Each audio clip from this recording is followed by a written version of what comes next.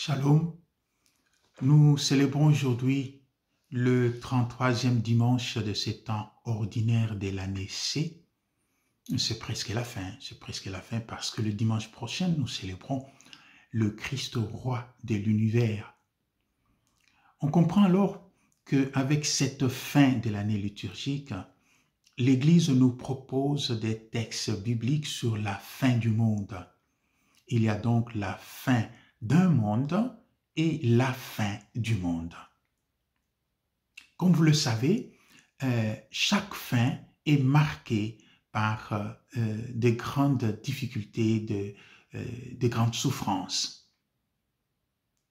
Le texte biblique souligne aujourd'hui que la fin du monde sera précédée par des signes grandioses dans le ciel, par des tremblements de terre, par des grandes famines, par des guerres, par des grandes maladies. Et c'est un cadre complètement clair qui nous fait peur. Mais Jésus ne voudrait pas. Ce n'est pas l'objectif du Seigneur de nous faire peur.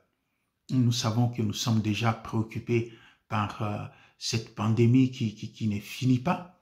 Et on avait commencé avec Covid-19, peut-être qu'on finira avec Covid-32, et on ne sait pas,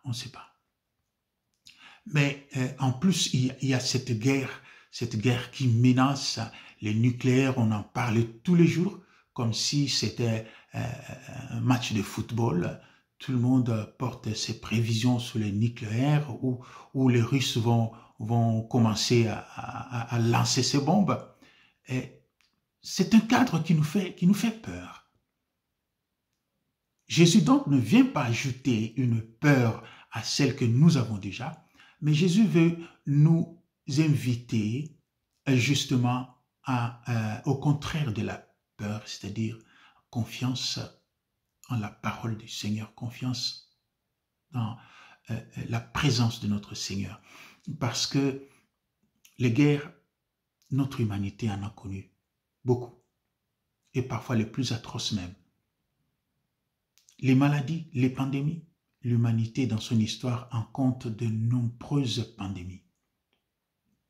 Jésus voudrait nous dire qu'au-delà de ce qui fait part de l'histoire de l'homme, c'est-à-dire de guerres, de pandémies, de trahisons, même au niveau de famille, au-delà de tout cela, il faut confiance en lui.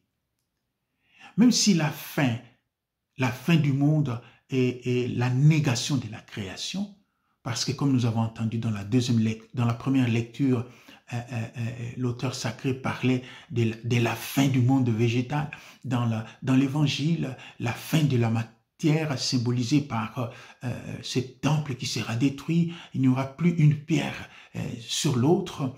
Et puis la fin de l'homme parce que si l'homme manque ce grand sentiment qui fait de lui un Dieu, c'est-à-dire le sentiment de l'amour, alors l'humanité est détruite.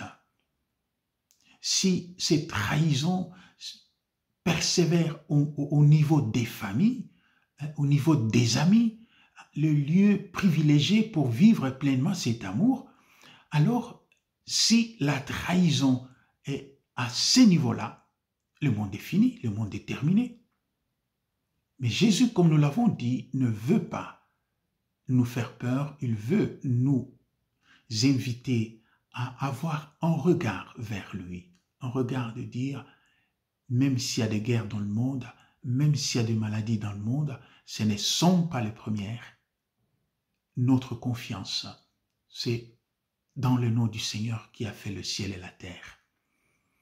Et la grande proposition arrive à la fin de l'évangile lorsque le Seigneur dit « C'est avec votre persévérance que vous sauverez votre vie ». Alors demandons aujourd'hui, demandons la grâce de persévérer. Mais de persévérer dans quoi?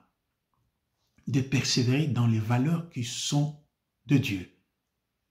La vérité, la justice, l'amour, la bonté, la beauté.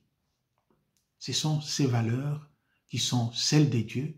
Et si nous persévérons dans ces valeurs, nous sauverons nos vies. Shalom et bon dimanche chez vous.